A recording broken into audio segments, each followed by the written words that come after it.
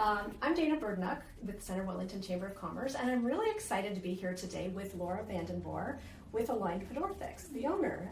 Laura, we are really excited. I want to learn all about Pedorthics, so I want to hear about your business, what you do, how long you've been doing it. Can you tell me about that? Of course. So I'm the owner of Align Pedorthics. I have been in business since 2014. And so I'm a Canadian certified pedorthist. So what that means is we focus on custom-made orthotics, orthopedic footwear, footwear modifications, compression socks, kind of all things lower body, lower limb. And then we also focus a lot on education as well. So whether that is suggesting how to buy shoes, what shoes to look for, diabetic foot care, or a lot of strengthening and stretching programs as well. So kind of anything that you're having issues with your, I would say kind of knee down, right, is something that we can take a look at. Excellent. So what do some of those exercises look like? So, I mean, I won't make you bring out your toes, but a lot of kind of working on those little muscles in those feet, working on those little stabilization muscles. So simple things as kind of keeping your small toes all down and raising just your big toe, or the opposite where you're just raising just your small toes. So I usually call it toe yoga.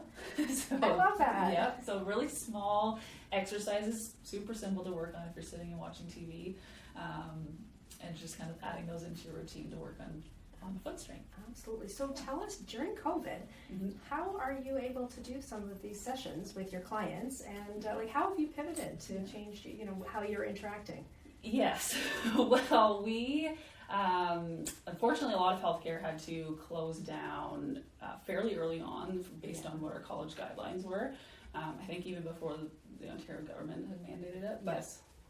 I was actually closed for 2.5 months, and of course it only had a couple days to kind of wrap things up, so I had actually a backlog of people who were looking to pick up their orthotics, and I had their orthotics ready, so I was doing some home delivery to some people, of course, knocking on their front doors and keeping space, but just making sure that people can actually get the product that they were hoping for, and then doing lots of virtual stuff, so helping people over email, by phone, and getting on video chat if we needed to as well. Excellent. So you were well prepared for that. Well, as prepared as you can be, I guess. Yeah. With all the Zoom meetings we've been doing. Exactly. Yeah. Very good. Yeah. Good. And how did your clients react to that change? I mean, everybody's in the same boat, right? So everybody's really understanding. I thought it was early on.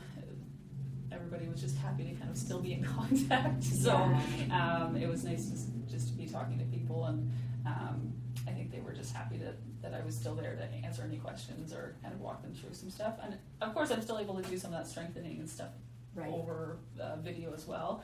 I had a few people who I actually walked through their husbands on how to measure them for compression socks. So that was a bit of a learning curve, but we managed to do that. So a lot of kind of pivoting and becoming savvy. Being creative too, innovative solutions. Yeah. That's great. Yeah. So what's next on the horizon?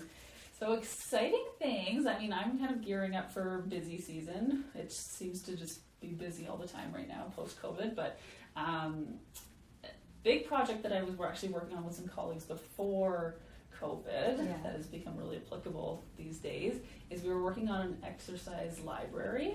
So kind of videoing all of these exercises that we prescribe to people and just making it accessible on our website. Okay. So like I said, it was pre-COVID, but now it's actually become really super relevant. useful, very relevant.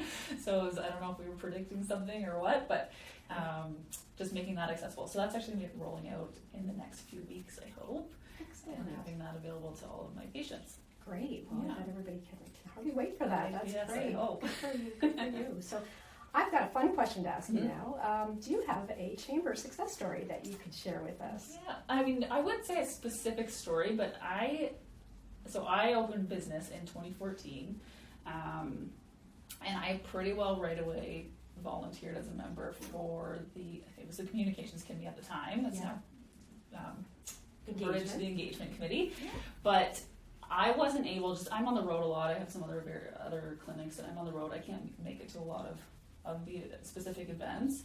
But joining a committee made it really easy to actually get in contact with people, networking kind of a different way, and I've made some really good business and working relationships. One actually is Peter from Shootopia, was on here Yes. not long ago, so Yes. he's been a really good connection for me, and not both in healthcare, but of course work in the related field, both work with feet, so Yeah.